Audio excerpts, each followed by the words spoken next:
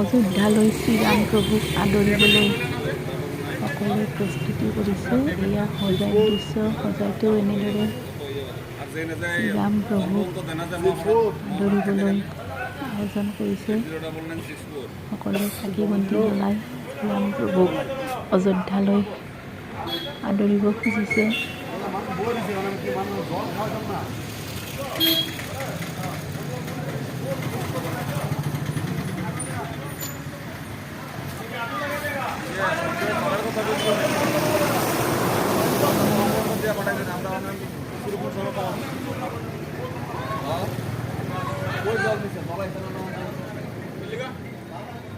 পাঁচটা 20টাৰ অৰ্ডাৰ 5টা দিছে।